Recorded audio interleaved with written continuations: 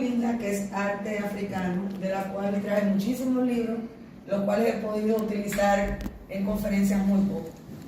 ¿Por qué? Porque hay una situación que tenemos los países caribeños, nos desconocemos mucho y desconocemos fundamentalmente una de nuestras raíces más importantes, que es la raíz africana. Yo nunca privilegio ninguna, yo creo que somos mezcla de taínos, de españoles, de africanos y de otros muchos pueblos más que vinieron después. Pero cuando tú le quitas a una araña una de sus patas, pues la araña no camina y no se va a reconocer como araña. Entonces cada una de esas raíces es importante tenerlas en cuenta. Por tanto, esta charla tiene mucho que ver, aunque yo dije que era la influencia del arte africano, las artes visuales de la República Dominicana, se basa más en lo que es el arte tradicional africano y toca elementos también de la presencia de esto en el arte dominicano, en Cuba y también en Puerto Rico. Y tocaríamos otras cosas más. Me pidieron que fuera de aproximadamente 40 minutos para no hacerla muy larga y comenzamos. Lo primero es hablar de qué es arte tradicional. El arte tradicional es aquel arte que conserva raíces muy antiguas. Esas raíces pueden ser de 500, 600 años, porque son culturas nuevas, pero pueden ser de milenios, como es el caso del arte africano. Nosotros recibimos esa población africana a raíz del proceso de colonización. Ustedes saben que cuando llega Colón en 1492, pues los españoles y él, que era un genovés, vienen buscando oro. Y por supuesto ellos no van a trabajar, tienen que buscar una mano de obra que sirva a estos intereses. Por supuesto, poco a poco van diezmando la población indígena. Siempre decimos que la diezman porque nos tomamos como punto de referencia nosotros los caribeños. Aquí alrededor del 1522 es un censo, los padres Jerónimos lo hicieron, y había alrededor de 5.000 indígenas, contándose más o menos una población de 1 millón cuando llega Colón. Pero en América la cultura indígena está viva. Te vas a Guatemala, el 90% de la población es de origen maya. Te vas al Perú y lo mismo. Entonces, esa presencia africana se va dando por la necesidad de tener una mano de obra barata que utilizar. Por ejemplo, aquí una de las primeras construcciones que utilizó esa mano de obra fue la Torre del Homenaje a la Fortaleza Osama, que ya para el 1507 han aparecido documentos que acreditan que había esclavos negros que estaban trabajando ahí. Ahora, todo lo que es el arte tradicional es ese arte que permanece en el tiempo y todavía hoy se mantiene prácticamente constante. Ese arte tradicional lo puedes encontrar en Nigeria, lo puedes encontrar en Benin, lo puedes encontrar en Malí, lo puedes encontrar en el Congo. Hay 4 centros básicos de los cuales yo voy a hablar de manera muy breve. ¿Y por qué los escogimos? Porque son centros de los cuales la mayoría de la población esclava fue traída. Yo quiero aclarar algo, el comercio se hizo básicamente a través de los portugueses, que eran los que entraban al interior de África, pero también hubo muchas culturas africanas que trajeron esclavos, que buscaban los esclavos, los que peleaban con otros grupos y entregaban los esclavos a los portugueses. Una de las razones no es solo el espejito, sino el bronce. Por ejemplo, en Benin, igual que para los egipcios, que son África también, el bronce es un metal sagrado, un metal que era consagrado a Loni, a Loba, y ellos utilizaban como metal. Y las reservas de estaño y cobre se le estaban acabando. Por tanto, los grilletes, las cadenas, todo lo que los europeos podían traer era intercambiado por esos esclavos. Entonces, aquí tenemos la presencia de algo que no es Benin, es el Congo, es el Inquisi. Mucha gente hoy todavía practica esto. Por ahí hay personas que agarran el nombre de alguien, lo meten debajo del zapato o lo llevan a una nevera y lo congelan. O por ahí también hay amarres, pinchos a un muñeco.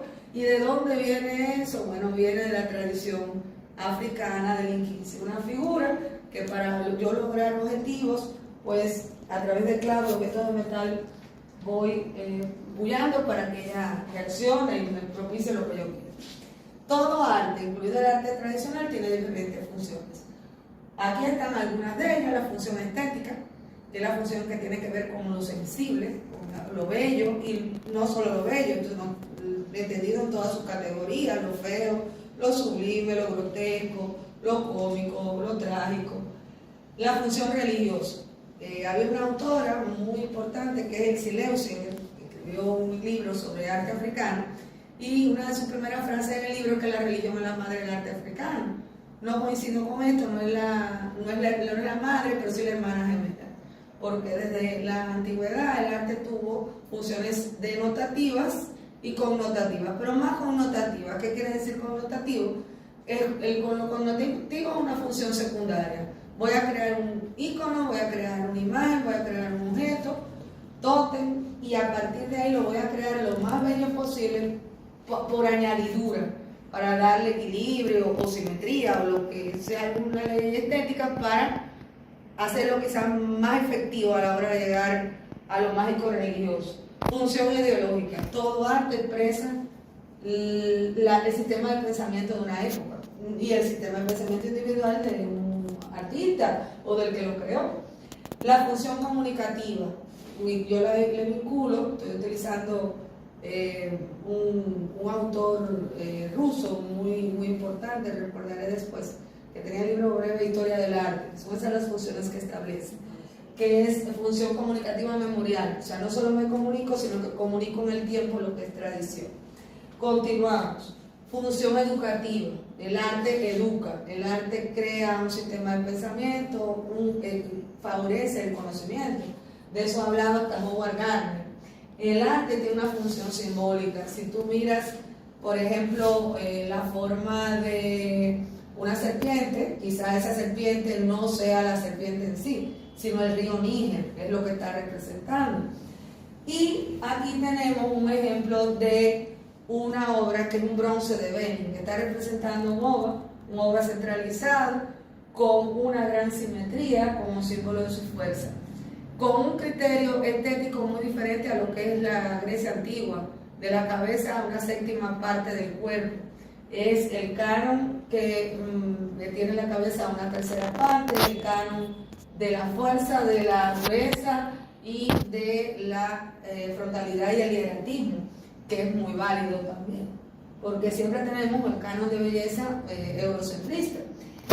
Europa, cuando empieza a romper con ese canon clásico, con ese canon greco-romano, empieza a buscar puntos para poder romper. Yo digo que el arte, aunque rompe, siempre es un proceso de evolución. Hay una ruptura en un proceso de evolución. Y aquí tenemos una obra que es un ícono del arte del siglo XX, que es La Señorita de Avignon. Realmente se llamaba Señorita de Avignon porque era una calle de prostitutas, y lo que estamos representando, lo que se está representando ahí son esas prostitutas con una máscara. En el caso de dos, con máscaras africanas. Esas máscaras africanas demuestran el interés que tenía Picasso, que tenían muchos de los artistas de esa época, como los expresionistas, los fauvistas, en acercarse a lo africano. ¿Por qué? Porque Picasso había visitado el Museo del Trocadero, que era un museo de antropología, y ahí había encontrado el arte africano, pero el arte también de los pueblos de la Oceanía, de diferentes sitios. Y le había interesado, y dijo, bueno, igual cuando vio la exposición de Cézanne, esta gente está haciendo lo que yo estoy buscando en el arte. Y en el caso del arte tradicional, pues lleva milenios haciendo lo que yo estoy buscando en el arte, que es la geometrización de la forma. Y de ahí empieza entonces su ruta hacia el cubismo, en su etapa negra y también en su etapa, o la llamada etapa cesaniana, porque se llama de las dos maneras, porque es que hay dos fuentes, lo africano, el arte tradicional, y por otro lado, la influencia de Cézanne. Matisse, y no solo Matisse, Derain y todos los fauvistas estuvieron enamorados del arte africano. Esta es una danza, es la danza de André Derain, que no es la misma danza que nosotros generalmente tenemos en la mente, es la de Matisse. Yo la tomo porque, si se fijan, son pueblos tradicionales que danzan, pero es una danza ritual, y una danza llena de vida, de energía y de fuerza, que muestra ese interés no solamente por el arte africano, sino por el arte de Tahití, de los pueblos del Pacífico. Ahí está también Gauguin en su busca de lo primitivo. Hay un interés general de Europa por buscar el primitivismo y la ruptura con la tradición clásica. Entonces, en estas búsquedas también hay que ver el acercamiento a ese arte africano. ¿Qué cosas interesaron más sobre África? Las esculturas. Las esculturas, que quizás es su manifestación fundamental y más conocida. Siempre que pensamos en África pensamos en talla en madera, pero no necesariamente es talla en madera. Ellos trabajaban el metal, trabajaban el barro, en este caso la cerámica, que es hermana gemela de la talla, aunque en función diferente, y también trabajaron muchos tipos de materiales. En el caso del bronce, casi siempre fue para grupos jerárquicamente superiores, con un carácter incluso ritual, y lo trabajaron con la técnica de la cera perdida. Hay un autor que se llama Leo Frobenius que no podía creer que los bronces de Ife fueran tan realistas, y él decía que había un hoyo en el occipucio, se da ese término, en las cabezas de estos, que demuestra que eran igualitos que los bronces que se hacían en Grecia, y que eso demostraba que de alguna manera hubo un puente entre Grecia y Nigeria.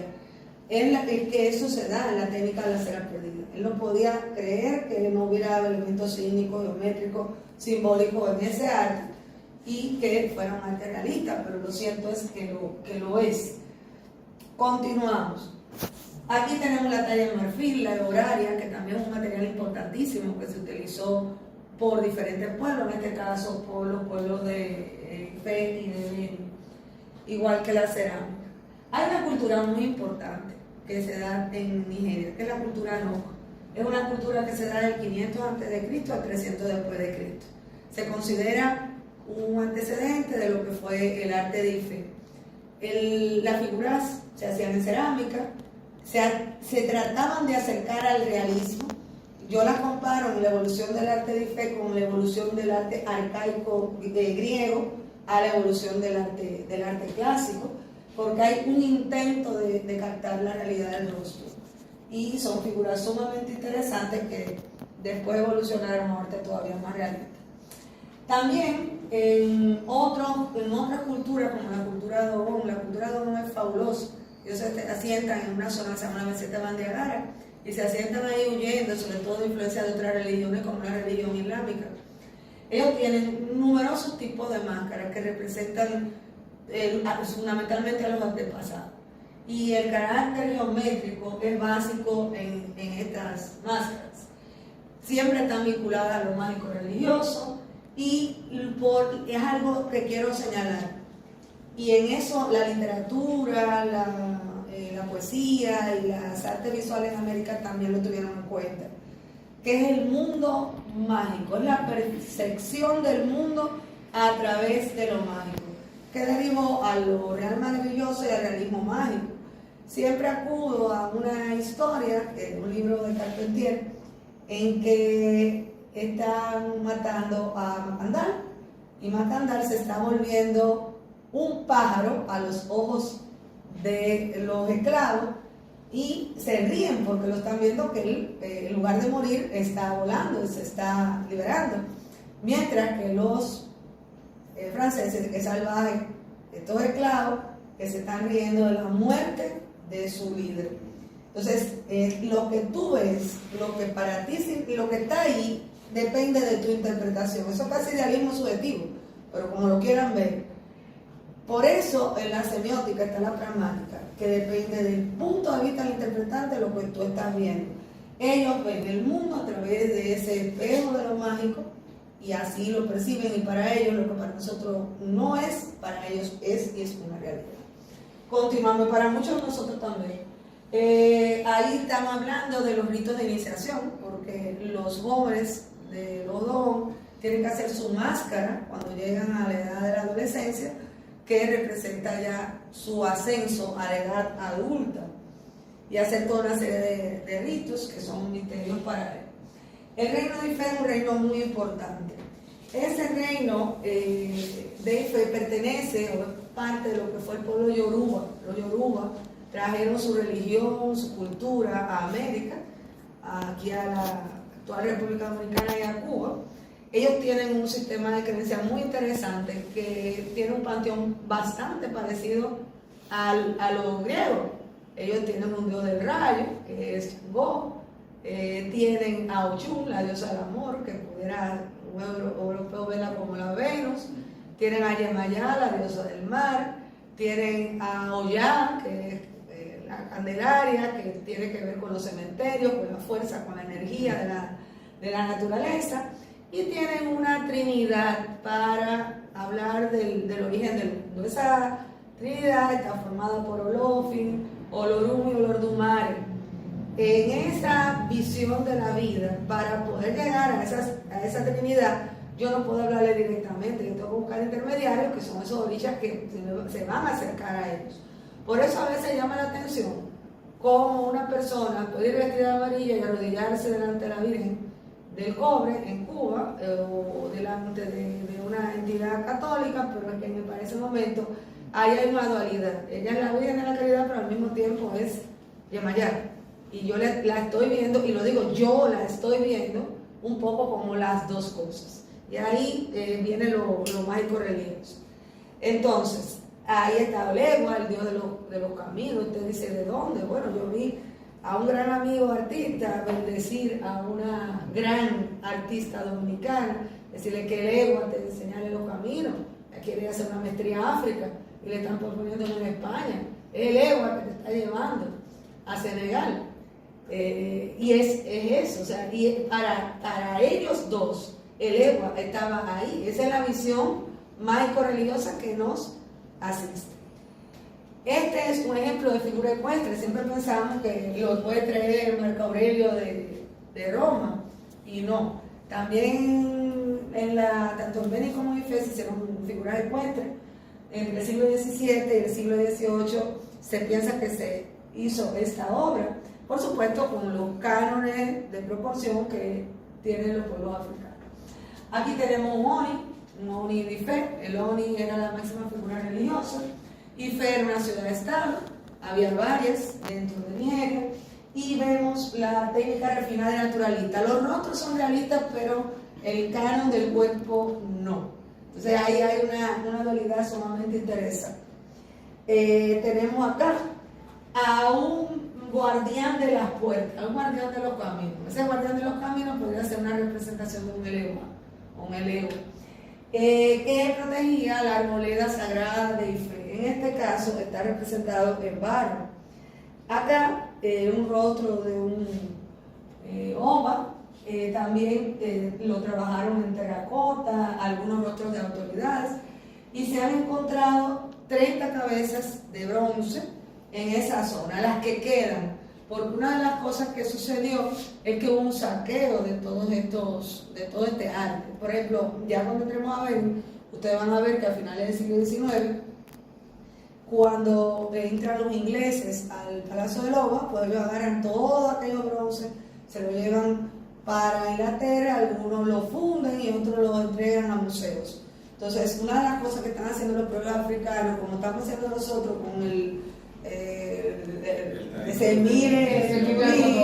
que el algodón, que queremos que nos lo devuelvan. Claro, en aquel momento yo tuve medio en contra de que lo devolvieran porque el museo estaba pintado. Que lo devuelvan ahora que ya está inaugurado. Continuamos entonces.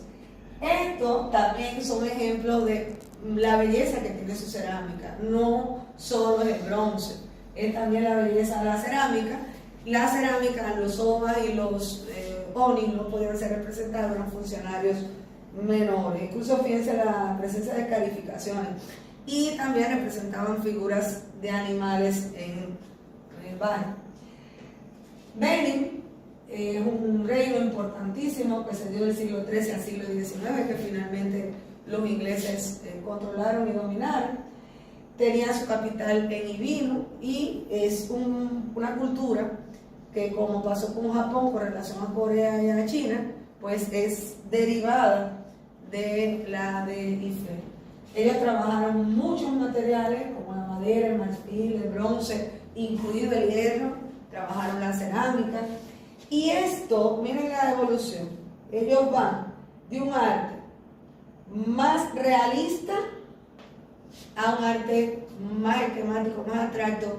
Y aunque lo esquemático y abstracto no significa rudo o no significa mal hecho, pierde calidad técnica, incluso en el proceso de fundido, como una muestra de la decadencia de esa cultura.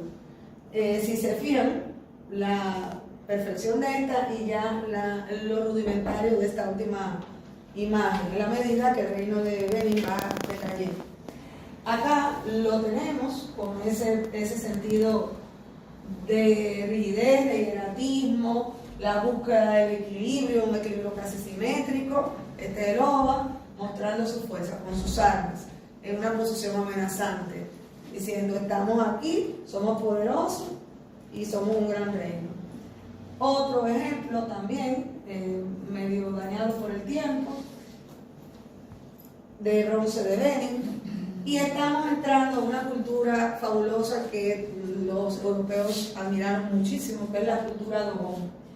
Ellos están ubicados cerca del río Níger, en una zona del centro del Malí, en la meseta Bandiagara. Esa meseta es una gran loma que es plana arriba, y en sus estribaciones van teniendo como terrazas, y ahí ellos se ubican para protegerse de cualquier ataque. Lo interesante es que el mundo Dogon es un mundo totalmente mágico, es un mundo que hace culto al ser humano y a la fertilidad y a los dioses, desde el plano del pueblo hasta el plano de la casa. Todo tiene un porqué y un para qué. Por ejemplo, ellos ponen senos al granero, porque esos senos significan la fertilidad. Y, por ejemplo, la cabeza es la casa donde los grandes ancianos se sientan a discutir cosas. Pero lo chulo es que esa casa, el techo no puede ser muy alto, en el techo hay que entrar así. ¿Por qué hay que entrar agachado? Porque cuando vamos a discutir y a pelear, nos paramos a pelear, ¿verdad? Entonces, cada vez que alguien se iba a parar a pelear, se daba un golpe en la cabeza y se tenía que volver a sentar. Entonces, bueno, era una manera de obligatoria paz entre todos aquellos ancianos cuando tenían que discutir un gran problema. Por eso, ahí está un sentido práctico y un sentido mágico en toda su estructura de vida, en todo su hábitat. El arte, por tanto, refleja los valores culturales de ellos y se refleja su religión. Son este pueblo el que elabora esas máscaras tan interesantes de las cuales yo estuve conversando ahorita.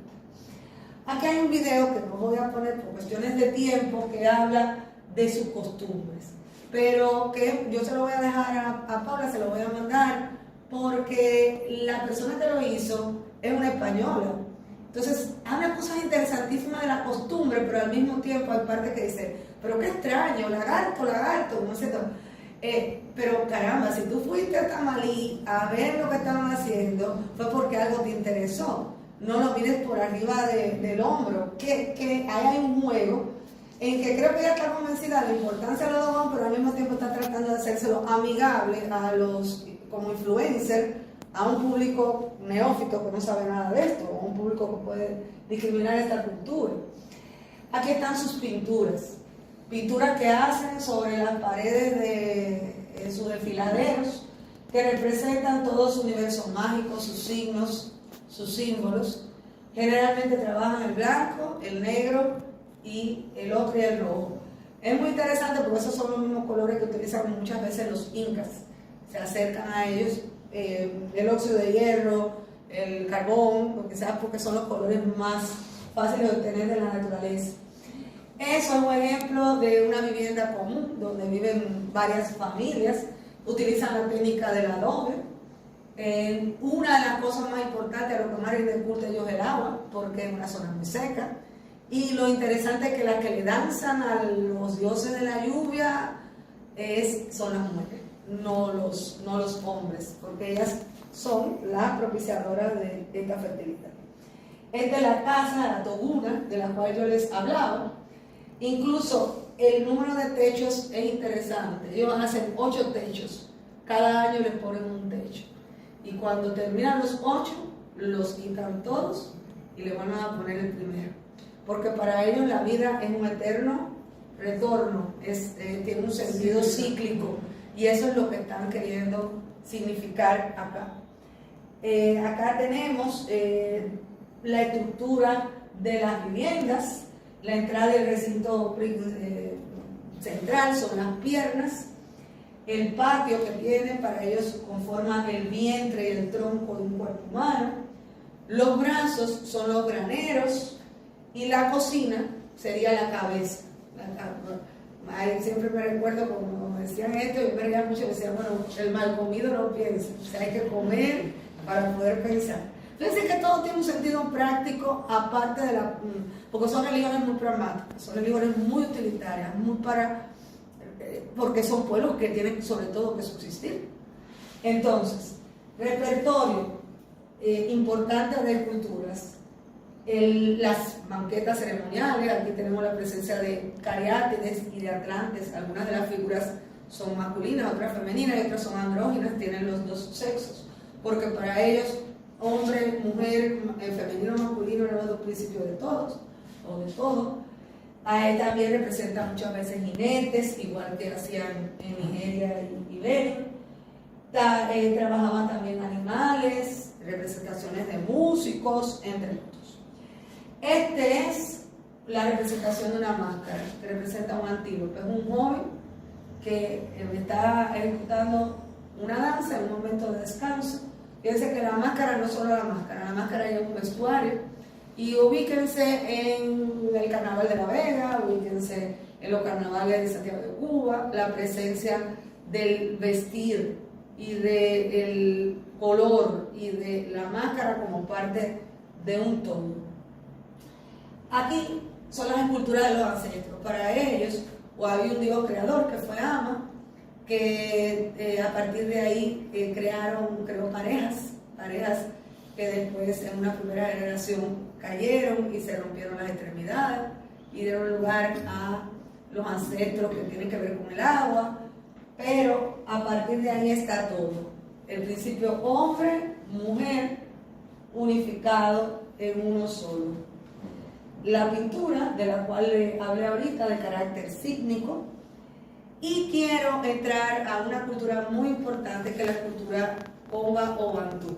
Igual que hay un cuerpo religioso entre los habitantes de Nigeria, los congos también tienen una religiosidad muy interesante. Los congos ejercen más el culto a la naturaleza. Hay un elemento que utilizan que es la ganga.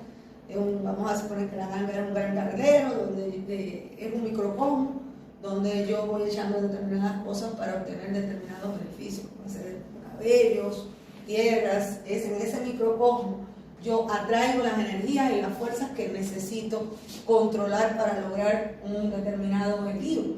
Lo interesante del Congo es que ya en el Congo hubo cristianismo y muchas de las cosas que llegan a nosotras ya llegan mezcladas con la cultura y la religión de ellos, con la presencia de ese cristianismo. Fíjense que en 1482 el Diego Cao, portugués, llega al reino del Manicomio. El Manicomio es el rey del Congo, que se bautiza bajo el nombre de Alfonso I, y hasta el siglo XVIII en el Congo funcionó un cristianismo. Cuando ellos expulsan a los misioneros, pues se quedan los crucifijos, se quedan las imágenes, y esas imágenes se convierten en quilis y los crucifijos también en objetos devocionarios. Por eso, en las religiones congas se utiliza el Espíritu Santo, los congos de Villamella, las cruces y toda una serie de simbologías del culto a los ancestros, los santos, pero ya es una derivación, una mezcla, es ya sincrética de la tradición ancestral de ese pueblo con el cristianismo. Hay varios pueblos congos, están los Bakongo, los Bakuba, los Balúa, los Bapende, y no voy a entrar en eso porque cada uno de ellos tiene una cultura que se diferencia. Pero hay algo importante, que es la presencia de las manos de guantelete y los pies de guantelete. Eso es muy representativo. No representar la mano con el pulgar oponible, sino simplemente un muñón al cual yo le hago incisiones, y así igual con los pies. La caoba, la madera preciosa, son muy utilizadas en la escultura, ellos le dan mucha fuerza a la escultura. Esos son los bateques. Aquí lo tenemos sentados o de pie, con los brazos pegados al cuerpo. Las piernas siempre las representan ligeramente dobladas.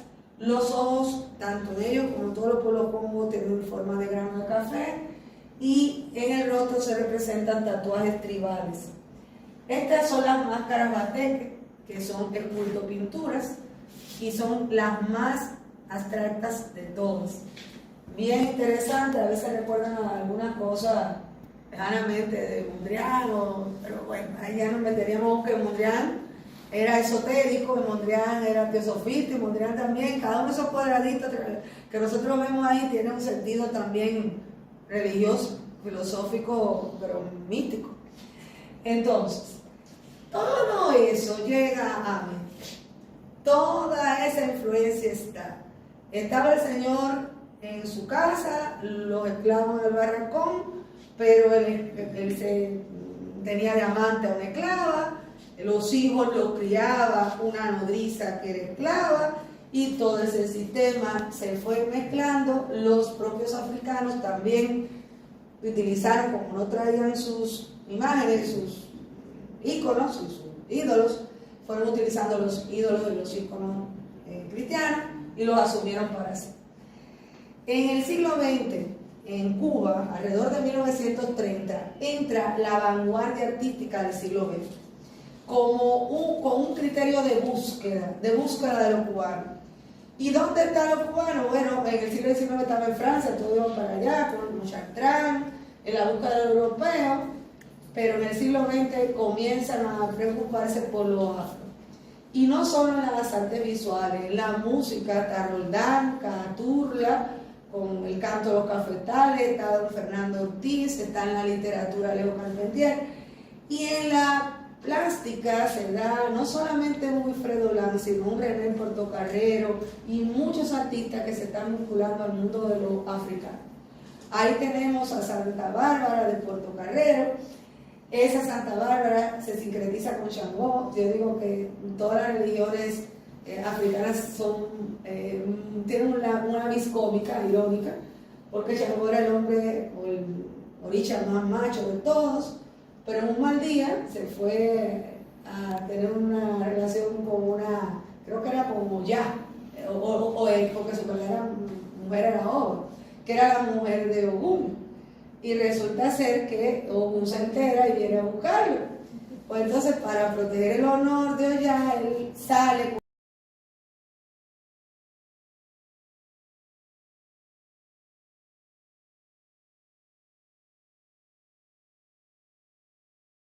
con las damas de compañía de Ollá vestido de mujer y no lo descubre. Pues ahí tenemos a Changó un mal día vestido de mujer, el más macho de los hombres, para proteger el honor de una mujer y con su espada. Claro que es una santa católica, que es Santa Bárbara al mismo tiempo. Wilfredo Lan, hay un video muy interesante en que él habla de una obra específica, de un dibujo que él hizo.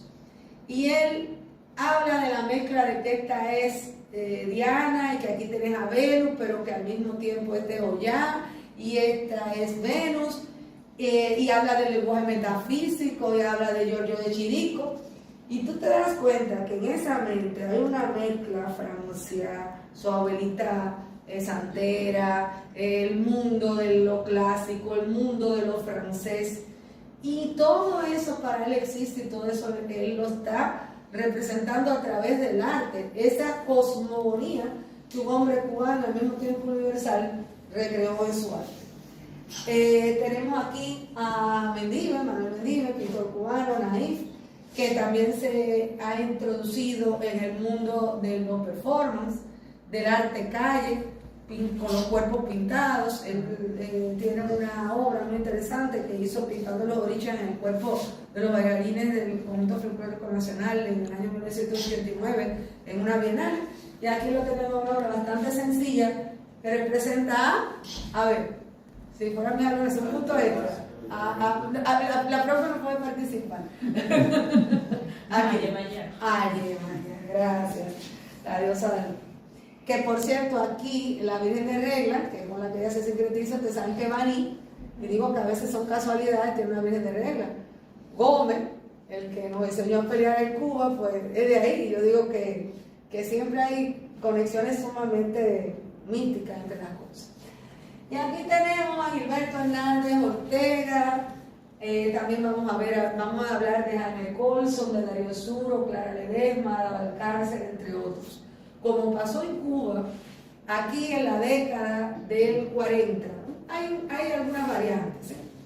Llegan los españoles que Trujillo ha mandado a llamar curiosamente para blanquear la isla después de la matanza de tierra en 1937, pero esa gente llegan con los códigos picasianos, los códigos de acercamiento al arte africano. Y cuando llegan aquí, que ven una población mestiza y están viendo en vivo lo que ellos en su mente traían, pues se acercan mucho al arte africano o a lo afrodominicano que ya están viendo. Pero eso afrodominicano viene desde las pinturas de Celeste Bocigil, que se acerca a la mujer mestiza, viene desde un Colson que se está acercando también a eso.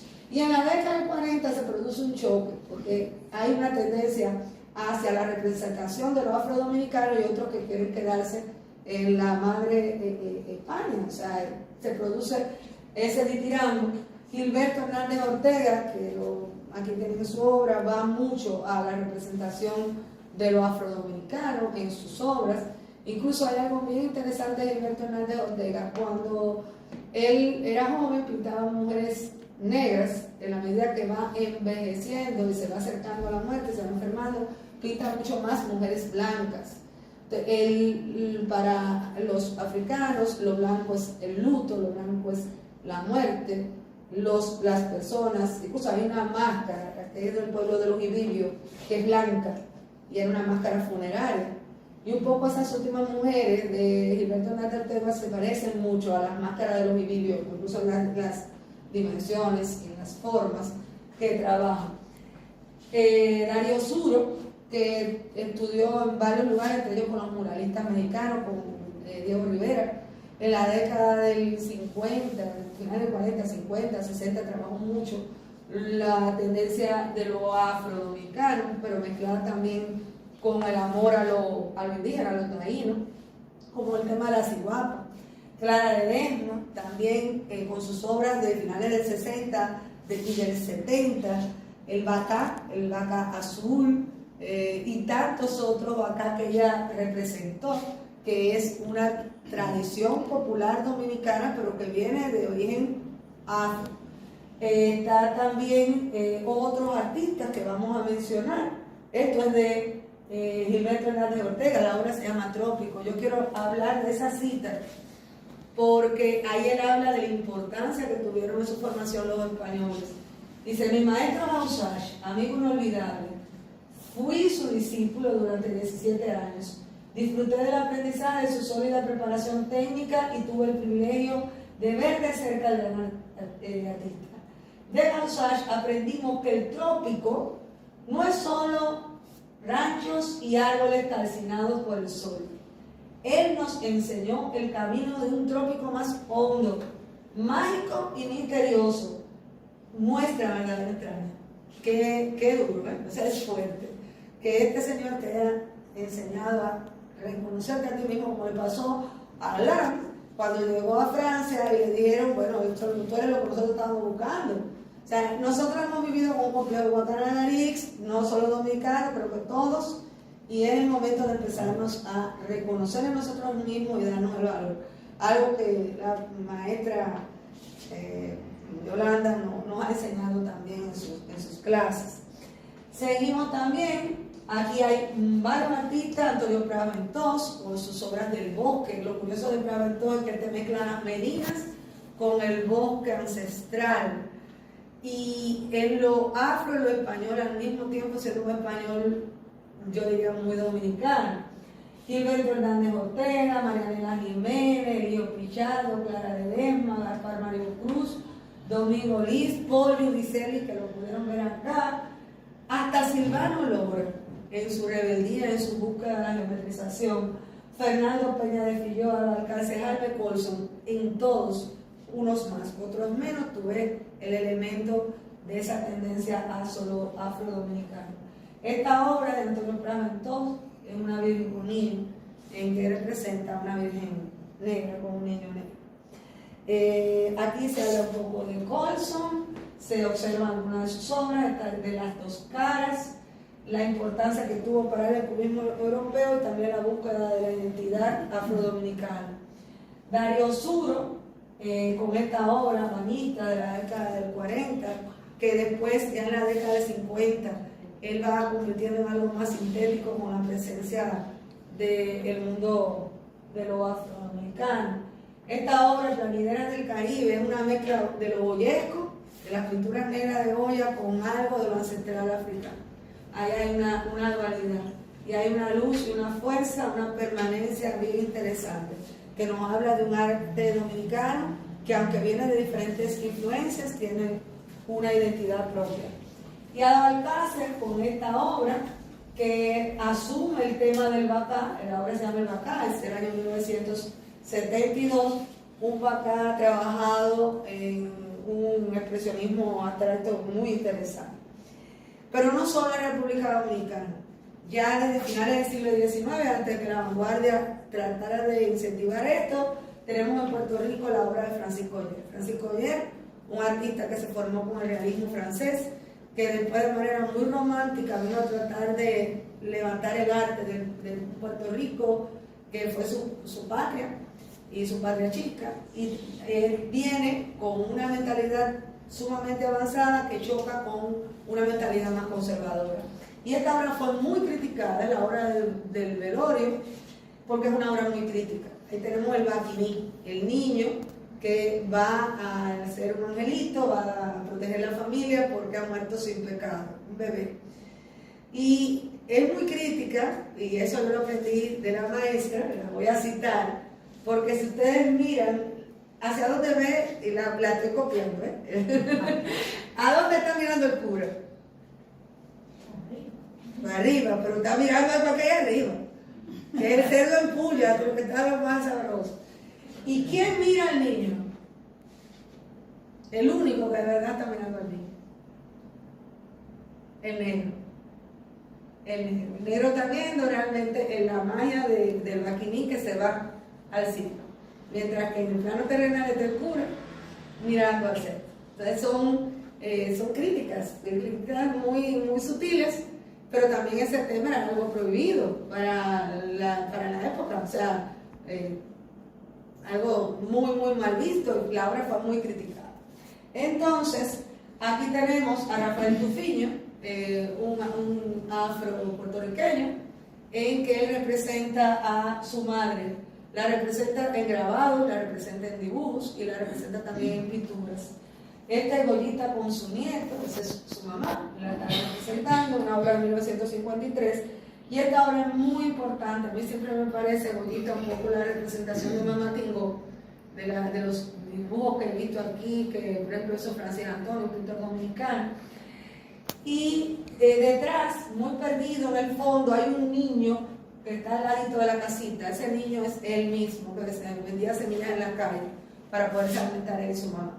Y ahí está la resistencia de esa África que está por descubrirse dentro de nosotros mismos, en cada uno de los pueblos caribeños, los pueblos latinoamericanos, que no somos África, que no somos tampoco España, que no somos taínos, que somos un producto nuevo, pero que le debemos reconocer a esos orígenes el ser hoy quien somos. Claro, como un sancocho que sabe mejor que la carne, que sabe mejor que un víver, que sabe mejor que el agua que tenía.